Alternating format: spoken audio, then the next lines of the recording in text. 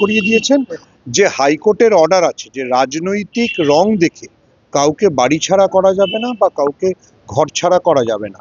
রাজনৈতিক রঙের বাইরে গিয়ে আইনের শাসন প্রতিষ্ঠা করতে হবে।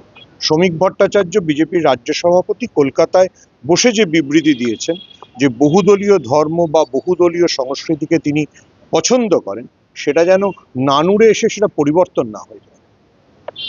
যে বার্তা কলকাতায় দেওয়া হচ্ছে সেটা কি আদৌ জেলায় রক্ষিত হচ্ছে, মানে আপনাদের না হচ্ছে না বলেই তো তলার আমরা দিকে এখানে বিজেপি কর্মীরা মোটেই সহনশীল নয়, এবং শুধু বীরভূম নয়, আমরা বর্ধমান গেছিলাম তার আগে, সেখানেও তারা কিন্তু আমরা প্রথমে রাজ্যের একটা প্রতিনিধি দল, সেখান আমরা সবাই মিলে আমরা নানুরে আবির শেখ যাকে হত্যা করা হয়েছিল, রাজনীতিক হত্যা করা হয়েছিল, তার বাড়ি গেছিলাম, তার মা তার পরিবারের সঙ্গে দেখা করি, এবং তারপরে আমরা এসপি অফিস এসেছিলাম আমাদের প্রতিনিধি দল মিলে, এবং আমাদের কাছে বিভিন্ন লিস্ট এসেছিল, যেমন নানুরে অনেক পার্টি অফিস, অনেক কর্মী ঘর ছাড়া, মোরেশ্বর 2 ব্লক, বিশেষ করে 2 ব্লক মোরেশ্বরে, সেখানে অনেক কর্মী ঘর ছাড়া, এবং এসপির সঙ্গে আমরা দীর্ঘক্ষণ আলোচনা করি এবং ওনাকে পুরো লিস্ট দিই যেগুলো অবৈধভাবে দখল করেছে সেগুলো পার্টিগুলো যেন উদ্ধার করা হয়।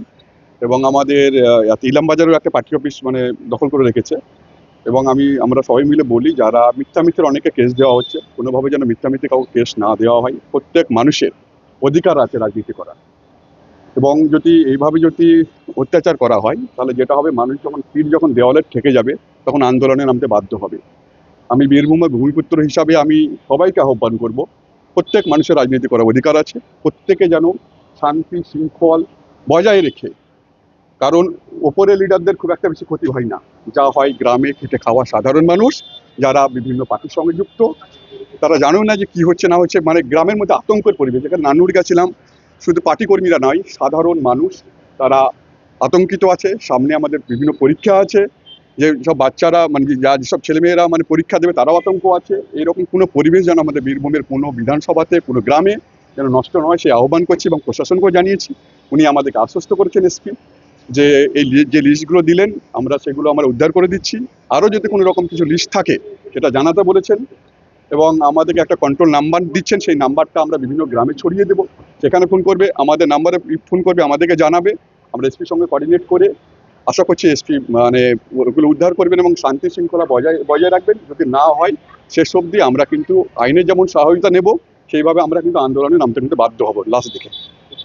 জেলার বিভিন্ন পঞ্চায়েত, পৌরসভা, এমনকি জেলা পরিষদও জনপ্রতিনিধিদের এখনো কার্যত দেখা যাচ্ছে না ভোটের ফল প্রকাশের পর। সেইগুলো নিয়ে ভয়ে নাকি দলীয় এখনো কোনো নির্দেশের কোনো অসুবিধা রয়েছে, বা নেতারা না, কোনো রকম অসুবিধা নেই। মানুষ যেহেতু মানে একটা আতঙ্ক, বিজেপি যেহেতু জেতার পর আতঙ্কের একটা পরিবেশ তৈরি করে দিয়েছে, এখানে বিজেপির যারা মানে এখানকার লিডার আছে তাদেরকে আমি আহ্বান করব যে যারা পঞ্চায়েত জিতে এসছেন, যারা জেলা পরিষদ জিতে এসছেন, যারা পৌরসভা জিতে এসছেন, মানুষের ভোটে জিতে এসছেন, তাদের কিন্তু পরিষেবা দিতে হবে। মুখ্যমন্ত্রীকে দেখা যাচ্ছে যে শান্তির বার্তা দিতে, আমাদের বিজেপির রাজ্য সভাপতি যিনি আছেন উনিও শান্তির বার্তা দিতে বারবারই করছেন, কারণ ভুললে হবে না। যেমন মানুষের ডেভেলপমেন্টের ক্ষেত্রে যেমন একটা এমএলএ এমপির যেমন ভূমিকা আছে, পঞ্চায়েত জেলা পরিষদ এবং পৌরসভার স্তরেও তাদের কিন্তু ডেভেলপমেন্টের একটা মানে মানুষের একটা মানে ভূমিকা, প্রত্যেকের ভূমিকা আছে। প্রত্যেককে কাজ যেন করতে দেওয়া হয়, প্রত্যেকে আশা করছি কিছুদিনের মধ্যে, সেটাও এসপির সঙ্গে আলোচনা করেছি, উনি আশ্বস্ত করেছেন যে সবাই যেন ঠিকঠাকভাবে বিভিন্ন পঞ্চায়েত দপ্তর থেকে আরম্ভ করে, জেলা পরিষদ দপ্তর থেকে আরম্ভ করে, পৌরসভা দপ্তর থেকে আরম্ভ করে যাতে কাজ করতে পারে, সে ব্যাপারে উনি বলেছেন যে আমরা আশ্বস্ত করছি, কোনো রকম যদি কোনো কিছু ইস্যু হয় আমাকে জানাবেন, আমি ইমিডিয়েটলি আমি চেষ্টা করব। ঠিক আছে। বর্তমানে এখন এসপি কাছে এসেছি, বীরভূমের এসপি, তার সঙ্গে আমি প্রতিমা মণ্ডল জয়নগর লোকসভা কেন্দ্রের সাংসদ, অসিত মাল ছিলেন আমাদের সাথে, তিনি এখানকারই সাংসদ বোলপুরে। আমাদের কাছে রাজ্যসভার সাংসদ আছে সামিরুল ইসলাম, বীরবাহা হাঁসদার রয়েছে এখানে, আপনারা জানেন প্রাক্তন মন্ত্রী মহাশয়। এখানে আমাদের সুমন ভট্টাচার্য আছেন, যিনি সাংবাদিকতার পেশায় সাংবাদিক, এবং আমাদের রন্তিদা রয়েছেন, যিনি দেশ বাঁচাও গণমঞ্চের সঙ্গে যুক্ত। আমরা 2026 সালে বিধানসভা নির্বাচনের পরে 4 তারিখে যে রেজাল্ট বেরোয়, তারপরে যেভাবে আমাদের জেলায় জেলায়, ব্লকে ব্লকে, অঞ্চলে অঞ্চলে, বুথে বুথে তৃণমূল কংগ্রেসের কর্মীদের উপরে যে আক্রমণ হয়, আমাদের নেত্রী মমতা বন্দ্যোপাধ্যায়, অভিষেক বন্দ্যোপাধ্যায়ের নির্দেশে আমরা সেই আক্রান্ত কর্মীদের পাশে এসে দাঁড়িয়েছি। যে দল আগেও ছিল আমাদের কর্মীর সাথে, বর্তমানে আছে, আগামী দিনেও থাকবে। আমাদের পার্টি অফিসগুলো দখল হয়ে যাচ্ছে, সেগুলোর একটা লিস্ট দেওয়া হয়েছে এসপির কাছে। আমাদের ওখানে নানুরের ওখানে গিয়ে আমাদের একটি কর্মী আবির, তাকে মেরে ফেলা হয়েছে 5 তারিখে। এখনো যে মূল আসামি তাকে এখনো ধরা হয়নি, তাকে যাতে শীঘ্র ধরে নিয়ে যথোপযুক্ত শাস্তির ব্যবস্থা করে তার চেষ্টা করা হয়েছে আমরা বলেছি। এবং বিভিন্ন মানুষ, আমাদের তৃণমূল কংগ্রেসের কর্মীরা আজ ঘর ছাড়া, বাড়ি ছাড়া, তাদের ফিরিয়ে আনতে হবে সে কথাও বলা হয়েছে। যারা দোকান বন্ধ করেছে, ব্যবসা বন্ধ হয়েছে, তাদের দোকানগুলো খুলে দিতে হবে সেটা বলা হয়েছে। যারা ক্ষেতের ফসল কাটতে পারছে না, তাদেরও যাতে ক্ষেতের ফসল কাটতে পারে তার ব্যবস্থা করবার কথা বলা হয়েছে। আমরা সেটা মনে করিয়ে দিতে চাই যে মুখ্যমন্ত্রী যিনি এখন বর্তমানে আছেন, বিধানসভায় বলেছেন কর্মীদেরকে তাদের বাড়ি ফিরিয়ে দেওয়ার কাজ তারই বিধায়ক করবেন, অর্থাৎ ভারতীয় জনতা পার্টির বিধায়ক করবেন, এবং লোকাল সংশ্লিষ্ট থানার আইসি বা ওসিকে নিয়ে।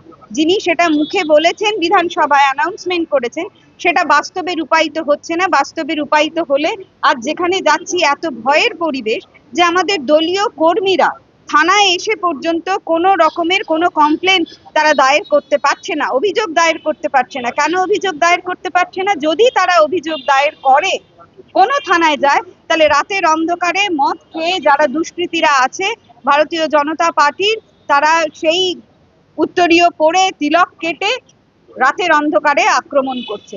আমরা বলছি রাতের অন্ধকারে নয়, আপনার যদি আক্রমণ করার থাকে, কিছু বলার কথা থাকে, দিনের আলোতে আসুন। তৃণমূল কংগ্রেসের কর্মীরা বুঝে নেবে। তৃণমূল কংগ্রেসের কর্মীরা এখনো আছে, দলের কর্মী নেত্রী রাস্তায় নামছেন কাল থেকে, আমরাও রাস্তায় নামবো। যদি আমাদের দলীয় কর্মীরা বাড়ি ফিরতে না পারে, যদি আমাদের দলীয় অফিস আমাদের তৃণমূল কংগ্রেসের হাতে ফেরত না দেওয়া হয়, কারণ দলীয় অফিস হলো আমাদের কাছে ধর্মের মতো প্রতিষ্ঠান, যেমন গুরুদ্বারা, মসজিদ, চার্চ, মন্দির যেমন ধর্মের মানুষের কাছে এক শক্তিস্থল, দলীয় কর্মীদের কাছেও কিন্তু এই শক্তির উৎসই হচ্ছে আমাদের পার্টি অফিস। তাই আমরা সবটা বলেছি, যদি এর কোনো সুরাহা না হয় আজকের পরে, তাহলে কিন্তু আমাদের তৃণমূল কংগ্রেস পথে নামবে, রাস্তায় নামবে, যথোপযুক্তভাবে আইনি ব্যবস্থা নেবে, আমাদের কর্মীদের পাশে থাকবে এবং প্রতিরোধ আমরা দিকে দিকে, গ্রাম বাংলায়, প্রান্তরে প্রান্তরে ছড়িয়ে দেবে। বীরভূম জেলায় কতজন কর্মী ঘর ছাড়া বা কতগুলো দলীয় কার্যালয় দখল, সেটার কোনো সংখ্যা আপনাদের? হ্যাঁ, আমরা এখন দিয়ে এসেছি, যতটা কালেক্ট হয়েছে আমরা দলীয় দিয়েছি। কার্যালয়ের লিস্ট দিয়ে দিয়েছেন। কতগুলো? সেখানে আর ঘর ছাড়া কর্মী সংখ্যা প্রায় শতাধিক। দিদি নিজে আবির শেখের বাড়ি গিয়েছিলেন,